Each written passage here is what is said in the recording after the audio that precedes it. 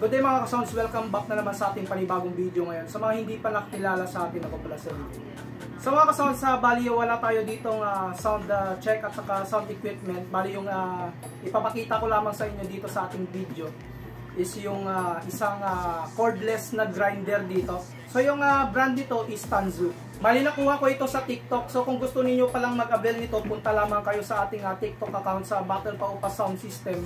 At doon yung mismo makikita yung ating power tools na ito. Bali hanapin nyo lamang yung video about dito sa ating angle grinder na cordless. Tapos pakiclick nyo lamang yung yellow basket pag gusto niyo mag-order ng ganitong klaseng cordless na power tools.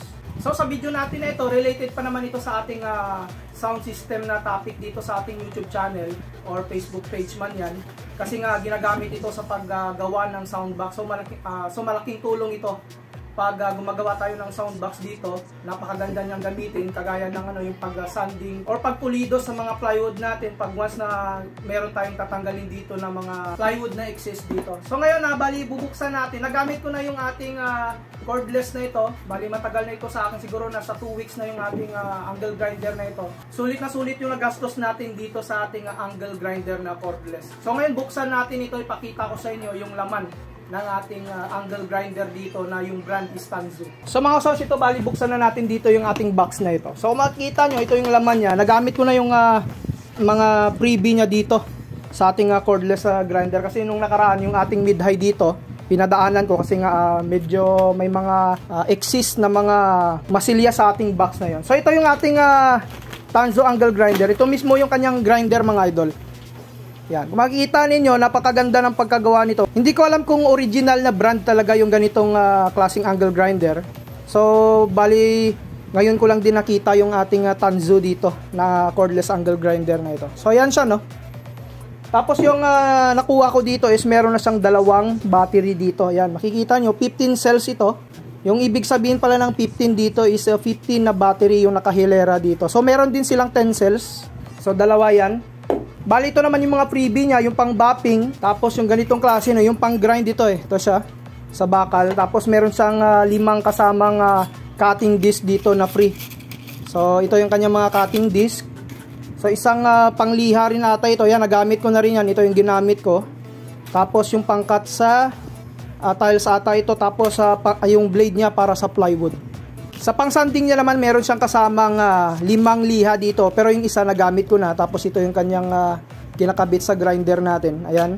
Tapos yung kanyang pang-safety dito. Tapos yung kanyang lock. So yung kanyang charger is 21 to 98 volts. Tapos yung kanyang handle sa ating angle grinder mismo. So mga idol, bali kabit natin yung battery ng angle grinder natin dito. Bali ito yung ating angle grinder. So dito sa kanyang button dito, yung kanyang control, pwede tayo mag-control dito ng kanyang speed kung makita nyo dito. So i-press lang natin yan, pandarin lang muna natin. So ayan, makikita nyo yung kanyang battery indicator dito. Tapos naka full speed siya dito sa ating button. So ngayon, kung pwede ninyong makontrol yung speed niya dito sa pagpindot ng switch button. So ayan.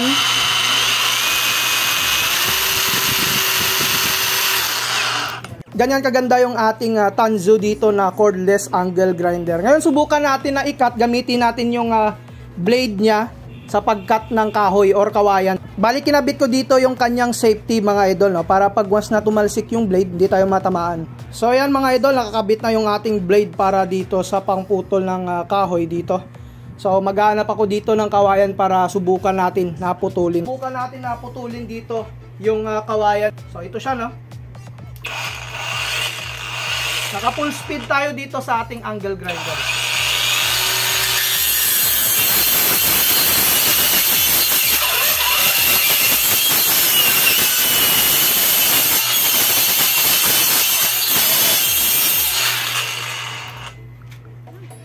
So ayan mga idol, no? Napakabilis niya lang pinutol yung kawayan. Yun nga mga ka-sounds yung ating angle grinder dito. So ulitin ko lang, matagal ko nang itong ginagamit sa pagputol ng bakal, pagputol ng mga kahoy. Napakaganda niyang gamitin dahil portable siya. Hindi na natin kailangan na isaksak siya sa 220 dahil meron na siyang battery. So bago tayo mag-closing sa video natin, bali ito pala no, yung ating mga speaker dahil sa Sabado, piyesta dito sa amin. Ipipesto ko yung ating mini sound. Bali 8 subs, tapos 4 mid-high, So mamaya i-set up ko na yung ating sound system dito. So yung araw ng recording ng video natin is Miyerkules. So ayan mga lods, abangan nyo na lang yung video natin dito sa ating mini sound setup. So ayan nga mga kasounds, sa mga bago nag-subscribe, huwag nyo kalimutan na i-hit yung notification bell button para sa mga video updates natin na i-upload. Maraming salamat mga kasounds.